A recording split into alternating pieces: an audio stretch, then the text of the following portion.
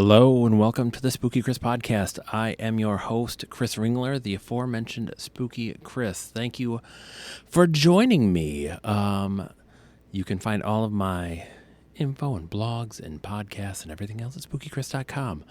I am honored to be joined by author J.C. Vande Zande today for a little talk. JC is the author of The Dance of Rotten Sticks, which came out this August. And they are also a short filmmaker, and I am looking forward to learning more about them and what they I've been working on. So keep listening, and we'll find out together. Thanks. Hello, Van. Do I have you? You have me. Thank you. Uh, Thank you so much for joining me. Absolutely. It is an honor to have a little time to speak to you today. Well, I appreciate being on with you. Well, thank you. Um, well, I will dive right in. Can you tell me a little bit about yourself? What are we looking for? Professionally or just in general or Wh uh, whatever you want folks to know, like whatever you'd like.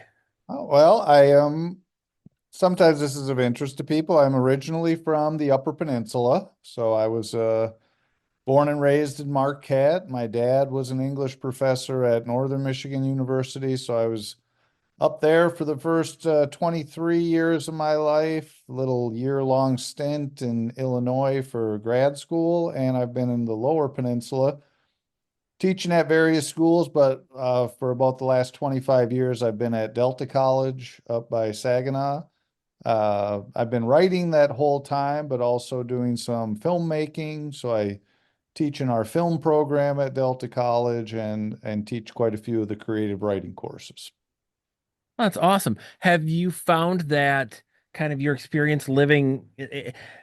It's funny because in Michigan, it's the big old mitten, but folks will consider kind of the upper parts of the mitten, the upper, like the northern parts where, if you're here, it's really the the upper peninsula, but you still were pretty well up there. Do you feel like that living there and kind of living more towards the middle has kind of influenced your writing at all? I think I know that just being from Michigan, I was definitely, I mean, we have a very uniquely shaped state, and I think it uniquely shapes us, especially if you're an artist or a writer and you're setting work in Michigan. There's just so many different geographies within the state. And I think that's probably true of a lot of states, but I mean, we're the only state that is kind of, flanked by all these huge lakes. We have the Mackinac Bridge, which, it's just great symbolically if you're writing and your character is, making some kind of metaphorical um, bridge crossing in their life. You can have them actually be on the Mackinac Bridge as they're having some kind of epiphany. We have the story of Detroit, which is, ebbs and flows. And yeah, I think it definitely has shaped my writing. I don't think you can escape it, especially if you set something in Michigan. The juxtaposition of kind of our Rust Belt cities with the wilderness. If you appreciate the woods, there's so much you can do here. Um, I don't think I fully appreciated the Upper Peninsula while I lived there. When you're a teenager up there, it feels like the rest of the world is going on without you. But now, as I'm older, I'm in my 50s now. I certainly am at least nostalgic about living there, but they're about to get into the real heart of winter up there, and that I don't miss. Yes. Oh yeah. Yeah. Winter up there would be a world of difference from what a lot of folks would deal with for sure. Absolutely, yeah. And it's not the snowfall that I remember as a kid, but it's still, I mean, my brother and sister are still up there and we're all kind of in agreement. This is the time of year where we stop traveling because there's just too good of a risk. You'll get snowed in for a day or two. And if you have any appointments or anything you have to be back to your house for, there's every chance that Mother Nature will make that not happen. Oh yeah, for sure. Absolutely. So in August you released your book, The Dance of Rotten Sticks. Can you tell me a little bit about the book? Maybe what the process was like for you? Yeah, absolutely. I don't know. This is my uh sixth novel out from a small press. Montag Press published the book, and they had 2 years prior published my dystopian novel, Rules of Order. And 2020 it was an odd year for all of us, right? There was a little Yeah, something called COVID going on that I still think has reshaped us as a people in general. Uh, absolutely. but during that year, I think people either often during 2020 they got mired or they got productive. And it wasn't anything I actively chose to do, but I guess I got productive as we moved to online teaching, which I find to be kind of a very transactional form of teaching. Posts come in on discussion boards or emails come in, but you kind of deal with them in a transactional way because you're not looking another human being in the face.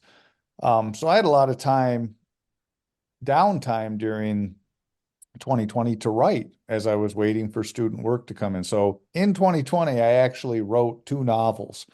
Um, I did Rules of Order in the spring, and then in the fall, I wrote The Dance of Rotten Sticks, which I think I was writing that whole summer in my head. I was fighting the idea because the idea came to me as this horror novel. And short of making some short horror films, I really don't have a very strong background in horror. It's not what I gravitate to for reading or watching. Um, and it's not that I dislike it. This is going to sound silly, but I dislike being scared. I scared myself writing The Dance of Rotten Sticks at times. There were times I had to stop writing, just because I know some people are titillated by that feeling. For me, it's just not a feeling I gravitate towards. So a lot of people ask, well, what's your favorite Stephen King book? It's like, I guess Christine, because I've only read the one. But yeah, so that whole summer of 2020, I was going up fly fishing with my buddy, and I was talking about this idea for a horror novel. And I think it was in August, it was our last trip, and I was saying more about it, but I was like, I don't think I'm gonna write it. And he just said, like, he said, I think you need to stop talking about it and start writing it and just see where it goes. And yeah, I started that in late August and finished the first draft end of November. Um, and it was a really good writing. I mean, it was probably 2,000 and 3,000 words a day. Wow. So it was really pouring out of me. But I think it was just because I had so much downtime and you were kind of stuck at the house. So, um, yeah, as far as the book itself, it's set probably about 15 miles south of Sheboygan on a fictional lake. It's about a widower who very early in the book loses his wife to a car accident, and he is raising and not doing a very good job. He's trying to raise three children on his own. And just before the autumn before his wife passed away, they had purchased a cabin up on an island on Lake Coventry, just south of Sheboygan there. Again, it's a fictional lake, but they'd never even had the opportunity to go to the cabin because she passed away in a car accident in January of the next year.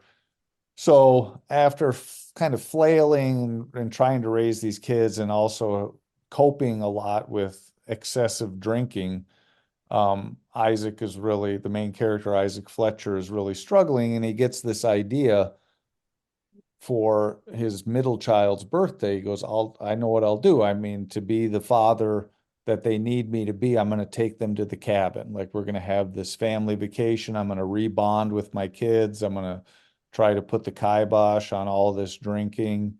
And unbeknownst to him, there are occult and paranormal forces for their own purposes who very much want him to bring his young family to this island. Oh, that's awesome. Now you released the book under the name JC Vandy Zandy. Is there a reason for that? I think one, just because it was a genre different from, definitely different from my first four novels, which were just straight up literary novels, the real life. And also it was a idea for my girlfriend. She just said, like, I think JC Vandy Zandy looks more like a horror writer's name than Jeff Vande Zande. And so I thought, why not? On the right on.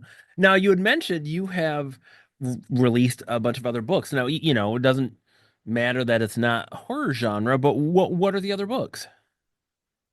Oh, these go back a ways. Into the Desperate Country was my first novel. Landscape with Fragmented Figures, American Poet, which takes place in Saginaw. All of these books take place in Michigan. Detroit Muscle is another of the literary, and then Rules of Order is dystopian. That's probably the only one that doesn't take place in Michigan. So what is your creative process when it comes to writing, especially when you've written, something, a couple things that would be considered more genre works, and then things that are, you consider more literary. What's that process like?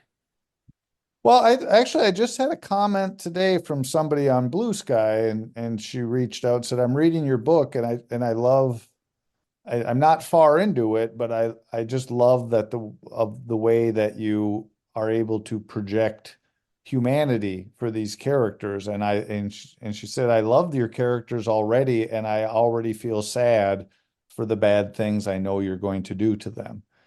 And I think it is from writing those those four literary novels that really did teach me how to bring characters to life. And I do think it's a kind of a benefit to the horror because if you don't care about the characters, then I guess you really don't care about what happens to them. So I did take that as a strong compliment. As far as the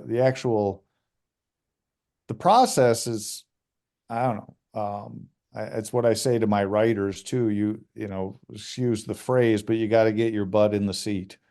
Like you got to sit down and do work. So my process is more, I'm working on a sequel right now to The Dance of Rotten Sticks. And if I don't have some kind of goal, I won't write as much. So what I've started doing is Monday morning, I record how many words I have down on the novel, and my goal by the next Monday is to have added 3,000 words.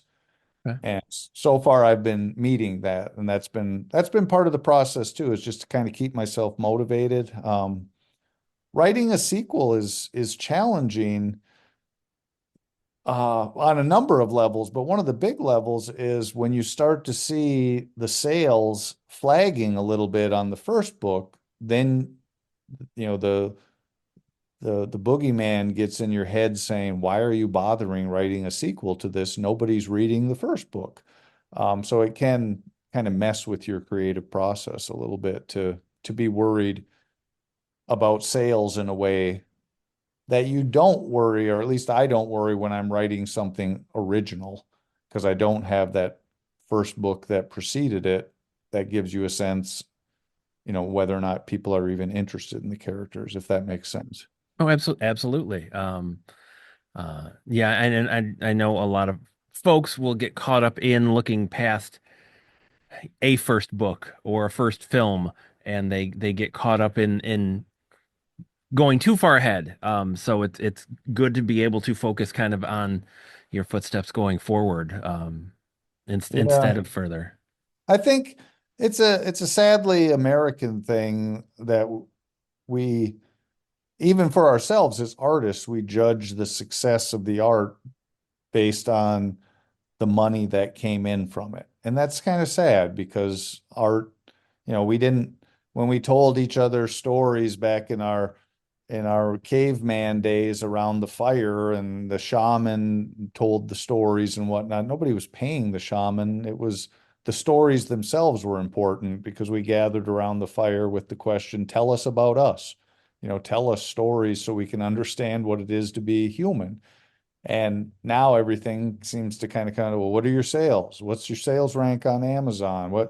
It's even the question agents ask. Everything gets kind of made numerical. How many followers do you have? What's your follower count on Twitter? All of it, I think, works to subvert what art is really about. Which, and it's interesting too, in that the arts are different from other ways to make I mean, not really even make a living, but to create, say, income, because they can be discovered at any time. You could record a punk album as a teenager, and it's not discovered until you're in your 40s, and then Right. that can change your life. We lose track of that. Yeah, absolutely. I think there's a lot of, I've at least found with publishing, and excuse the pun, but books have a very short shelf life. Like Yes, yeah, you have a review, you have a release, and 6 months later, when you're still kind of trying to plug it on social media, some of the reactions kind of like, you're still talking about that. And it's like, yeah, it just came out 6 months ago. But I think there's this sense of like on to the next, on, what are you producing now? And it makes me wonder, what effect artificial intelligence book writing is going to have on all of this. Um, I know I haven't read any artificial intelligence writing yet to know. I have to tell myself it can't be good because I don't think I could live with the fact if I was being outwritten by a computer, especially in terms or by whatever artificial intelligence, call it what you will. Um, because I still have my doubts as to whether or not it can truly express humanity. Yeah, I mean, I think it'll be interesting because for that, I think it's gonna there's a point where the programming in it will be the thing that will decide if it reflects any humanity, and there's gonna be have to be so much put into it to make it sound that way that I mean, it's almost gonna those programmers are gonna kind of be a new type of author. Um, so yeah, it'll Yeah, be yeah. the whole thing is very interesting because it's hubris, I think, on the writer's part to think nobody would want to read something that wasn't written by another person. And is that really true? Or are people just looking for something to entertain them, pass the time, etc.?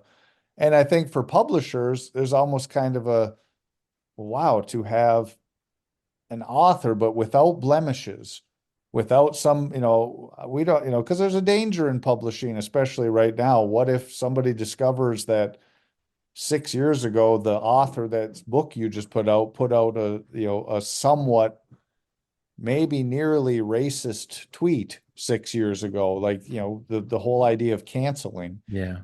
Artificial intelligence isn't going to have those issues because it's not going to have a persona where it is saying things that might be misconstrued or whatnot. I'm not sure if I'm making sense on Yeah, that, no, but absolutely. No, it's yeah. it's what worries me is that, and I mean, and I absolutely see this as something that will happen, is that we're going to get into a point where, because we it's I think COVID is part of this, is that we are looking so much for comfort and not to be challenged.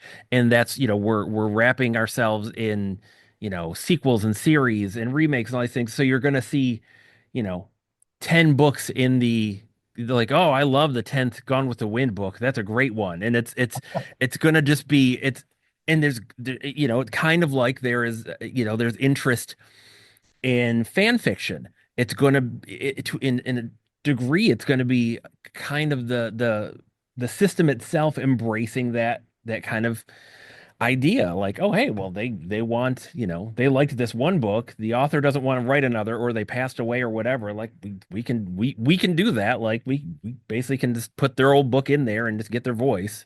Right. Yeah, that's an interesting.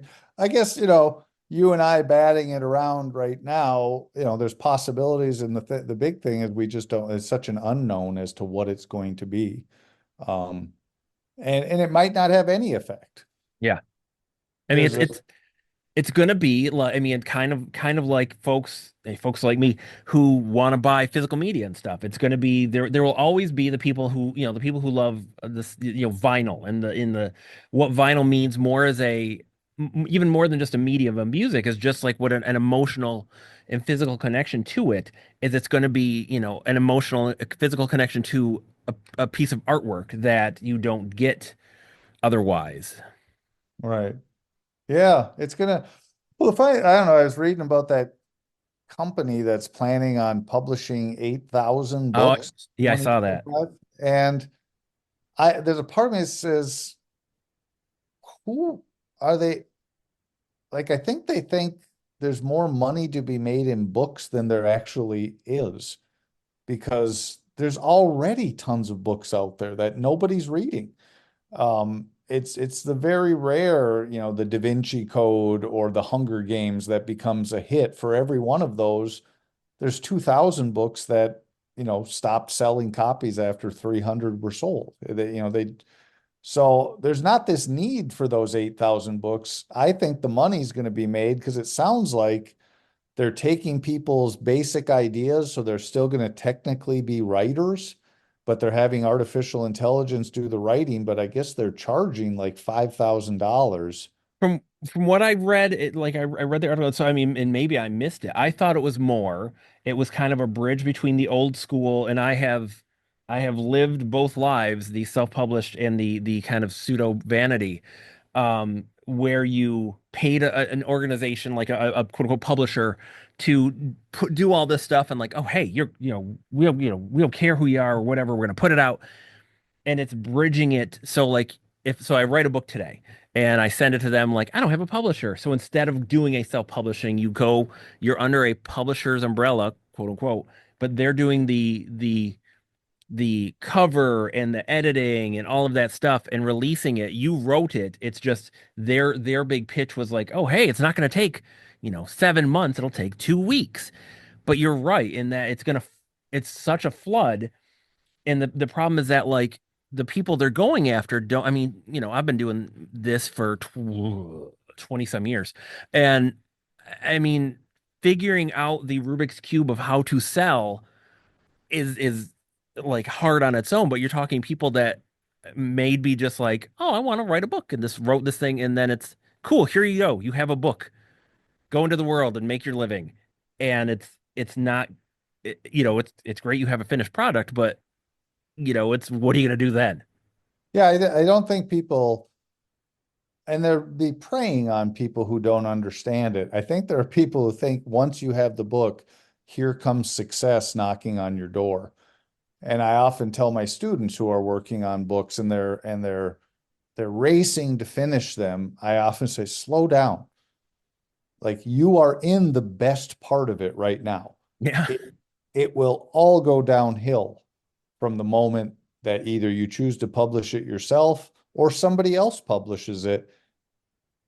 Your desires for this book, the reality is never going to live up to the desires. It's all disappointing after the book gets published because it's never going to be enough sales. The reviews are never going to be good enough, usually. And enjoying the creative process and maybe just saying that's the best part. Who cares if you get it published or not? What about those times where you're writing and you can just feel the tingle along the back of your neck because you're like, I am nailing the scene. Like, this is flowing just the way I hoped it would. Those are the best parts in my mind. Oh, Um, oh yeah, like there's a reason musicians and stuff like live shows. It's because it's everything is put aside and it's just about the art and that connection. right, absolutely. So I don't, another, I read a statistic and it was sobering statistic. It was something like it's like 70% of Americans, it was like 70 to 80% of Americans after they graduate high school will never read another book again. It's So crazy. you are really playing, when you try to publish, you are really playing to a very small audience. I think the only reason books work is the readers that there are, they are rabid. You know, they are reading 40 to 60 books a year. And that's what sustains it. And I think the ones that make a hit, like the Hunger Games or Da Vinci Code, I know those are old now, but they're still, most people can wrap their mind, go, oh, I Yeah. remember. Um, when those hit, I think they partly hit because they get non-readers to say, I'm going to find out what this is all about. And so they actually start tapping into people who aren't normally reading books. But the majority of books, I don't, it's like I almost want to tell this company, it's like there's probably better ways to make money. But I think they are preying upon the people who want their books published quickly. Yeah. Oh yeah, absolutely. And just the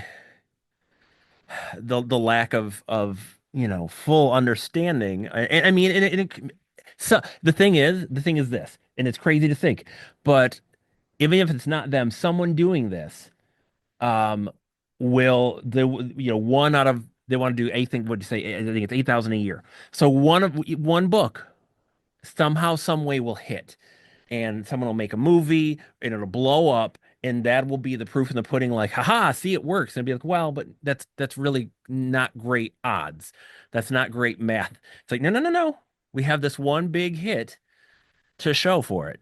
And I think and that'll happen eventually with the AI books that are getting just uh, funneled onto Amazon and everything else where where people sit down for a half an hour like oh I want to you know dark fantasy romance, blah blah blah blah, and then and one of these books are gonna connect with people, blow up, and that's gonna Yeah, change things. well, that and it happens though everywhere. Like, you think of for self-publishing folks, they have, Walt Whitman in their corner. I mean, Leaves of Grass was self-published originally, and the one it was a while ago now. I'm dating myself with my knowledge, but was it a fantasy book called Aragon? Oh yeah, yeah. And that was self-published first, and then based on how it was doing, then a bigger publisher picked it up. And I think, their approach with this AI publishing thing, if they do what you're predicting that there will be a hit, it's kind of how the big five work anyway. How many books, I've talked to people in publishing and they pretty much say we are reliant on those elephants and we don't know what one is going to be the elephant. We just have to kind of put out a bunch of books. And then there's every now and then a Hunger Games or a Da Vinci Code that kind of, they all boats rise in a tide or whatever the saying is. Yeah. Like it kind of pulls up the company and it makes up for the fact that they also published, 20 books that didn't do anything. Well, and it's a weird time too because with the advent of kind of influencers in that influencer culture, like it could, it could just be a nothing burger book that nobody pays any attention to, and if the right person with the right following discovers it and falls in love with it, suddenly, like that can manufacture a hit because the influence of these folks. So it's interesting how so much of this has changed. And I mean, and I guess I suppose you could go back and influencer, influential, like book or movie reviewers or whomever, someone that has like the zeitgeist at the moment, and like, oh well, they like it, I must like it too. So Right. Yeah, I don't even know how, it works as far as because everybody will put out their theories too as to what makes, especially a book like The Dance of Rotten Sticks that comes out from Montag Press, which is, I mean, a small press, maybe even a micro press. I haven't looked how many books they're putting out. I think they're maybe putting out 20 books a year. It might be more. I don't want to misrepresent Montag Press. I've loved working with them and their editors and everything about it has been really good, except marketing, because marketing is expensive. And Yeah. these small presses are usually passion projects. They're good for me in that there's nothing that goes in up front from me. I don't pay anybody for a cover. I don't pay for the editing. Like this is a legitimate, press, though small. So I don't, at least going into it, I'm not behind, which I do think you can be behind sometimes with self-publishing because you're paying for everything Yeah. yourself. Yeah. Absolutely. Um, but I'm in the exact same boat as a self-publisher in terms of if they were to ask me, well, what kind of support are you getting from the press? A press with no money for marketing is not going to be able to support you. It still falls on the author, but I think anymore, all of marketing falls on, even the bigger authors are expected to have followings and to, be having their presence felt on social media. Well, I mean, and frankly, like you should, as a creative or whatever you do, you should want to be involved. You should like, it would be swell if we lived in a world where you could just do art and it was, it took care of itself kind of a thing. But like you should have skin in the game. At least, you've spent all this time on it. You understand it more than anyone else will. It's just a matter of like how on earth do you connect with the people that want to buy it? Because my problem has always been the authors. I've known too many authors that would spam their Facebook like, "Hey, new book, go buy my book, book." And it's like you're preaching to the choir. And it's great to sell to your family and friends, but for me, like anytime I sold to a stranger who has no interest in who I am, couldn't care less, but something sparked something to in them to want to buy a book from me. That's what kind of made it worthwhile. And I think you have to have that drive to really even just find Absolutely. success for yourself. Well, what you said, that to me is the real sale. When somebody who is not beholden to me by blood or by friendship hears a portion of the book read at a reading and decides I need to get that. I find every sale uh, a gift, and every sale that leads to somebody actually reading the book a miracle. If you think about it, there are so many other things they could be doing, and they're choosing to buy me, no name, JC Vande Zande's book, and they're actually choosing to read it. Um, it's really incredible. But to make that happen, like you say, you can't just like, oh, I'm going to get on Facebook each day and post to my friends and family that I have a book. By the third week, they're all kind of like, we get it. Yeah, yeah, And those of us who were going to buy it have already bought it. And what are you going to do now? I'm talking to you at 7:32 on a Sunday night because I saw, you look for opportunities, and I saw your LinkedIn post, and I saw that you're in Flushing or Flint area or yeah, whatnot. But yep. I thought, okay, there's a Michigan connection, there's a horror connection, there's a podcast here.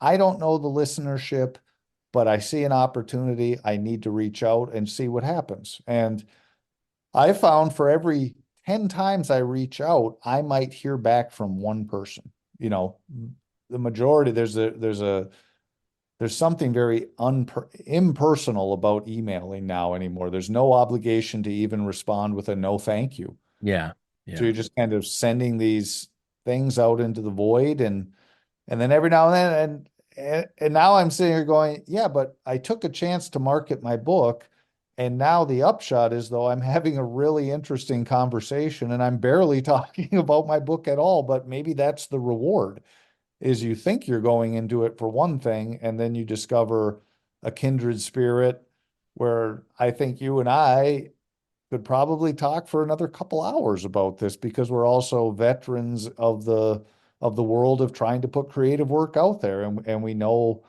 the highs and the lows, and I think we both know that there are more lows than there are highs. Absolutely. And we have, I think, what, less than 6 minutes. So I want to give you a chance to kind of do a big pitch in like how people can track you down. But I want to put it out there. At some point, I want to get you back on so we can actually talk about your short films because I wanted to hit both, but I also didn't want to interrupt kind of what I also this feels like a really nice conversation to kind of shoehorn something else in. So yeah, in the future, if you, I would love to have you back to talk about your short film sometime. Oh, absolutely. Yeah, I'd like to continue the conversation, but as far as like the Dance of Rotten Sticks and finding me, um, I mean, the Dance of Rotten Sticks, the easiest way if somebody's interested in it is to go to Amazon, and that seems to be the case. You know, a lot of people have asked, how many bookstores do you have it in? Well, we could open up a whole another branch of this conversation about how difficult it is to get a book in a bookstore, Yep. especially if it's self-published or from a small press. Yep. And then to get paid, where you have to kind of go and almost knock on a door like, "Hey, did you sell a book? Do you have any money for Right. me?" Right. You sometimes are making these wasted trips where you go into a bookstore. You don't even ask. You just kind of wander by. It's like I had three copies here. Oh, sure enough, there's still three copies. Okay, I guess I'll go home. Like it's hard. And again, the whole bookstore thing too is tons of competition. Yeah. For me, it's always humbling when you walk into a library or a bookstore and realize, God, there are so many books. Why am I even doing this? But for a writer, I think the answer is because I have to. It's Yes. I can't escape it. It's like I want to create. I know that I get down in the dumps if I'm not creating, so I just have to continually throw my hat into the ring, even though it's a ring of fire and all my previous hats have been burned to ashes. I'm going to do it again. I don't know why. I just apparently don't like myself, but I'm very excited about this book. And partly I was worried about the Dance of Rotten Sticks as a literary writer because I thought, okay, I know what's going to happen. I'm going to be too literary for the horror crowd, and I'm going to be too horror for the literary crowd, and I'm not going to have any readership. And so far, this book has been doing pretty well Great. um, for a small press book. It's been out 3 months and it sold a little over 200 copies, Awesome. which some listeners might be like, well, that doesn't sound that good. For a small press book at this point, it should probably have sold around 50. So I'm doing pretty well as far as the people that I reach out to on Reddit who I've kind of put out there is like, here are my numbers. What do people think? And the question that I always get asked is, well, what's the press? What's the size of the press? What's their reach? And then when I explain what that is, they're like, nope, 200 is good. Like if you manage to sell 500 in the first year, you're going to be doing, as far as a small press book, you got a bestseller on your hands. That's awesome. So I'm going to be, it's interesting. I am liking marketing horror because I do find that their fans Yeah. are pretty rabid readers of horror. They are excited about horror. And so an opportunity that I have that I haven't with my previous books is I'm already booked at, well, I mean, not booked, I have a table at three horror conventions in Michigan in the new year. One is called the Michigan Oddities. Oh yeah. Yep. That's down in Monroe. Blood Bash, which is Yep. in I've done that one. I Denton. did that one in the past. Yeah. Okay, and then halfway to Halloween, which is in Ann Arbor. That's awesome. So I'm trying. I'm gonna see what that does. My last event that I did was the Boozy Book Fest up in Charlevoix, and I sold 20 books there. So that was Awesome. yeah, that was. I think you gotta, if you're selling books, you gotta be out among the people, be able to make eye contact, tell them, hey, read the back of the book. If you have any questions, you know, um, just try to get it in people's hands. I'm excited about the book. If people are from Michigan who are listening to your podcast, I think they're going to definitely recognize the geography of their state within the book. That is fantastic. And I can't thank you enough. I'm getting about 60 seconds from losing you, but I can't thank you enough for making time. And like I say, I will absolutely reach back out to get you on to talk about your short films. Is there a social media platform you're on real quick before I lose you? The one that I am most appreciating right now is Blue Sky. Okay. So if you were to just put in my name, Jeff Vande Zande, JeffVandezande, they would find me on there. Awesome. Well, thank you so much. I look forward to talking to you again. You take care. You too. Thank you. All right. Bye. Bye-bye. I want to thank author JC Vande Zande for coming on the podcast and talking to me about their new book, uh, The Dance of Rotten Sticks, from Montag Press, and about their short films and everything else they've been working on. Definitely check out Dance of Rotten Sticks, and I hope you will tune in to the next episode. And again, you can find all my stuff at spookychris.com. Thanks a lot, everybody. Take care.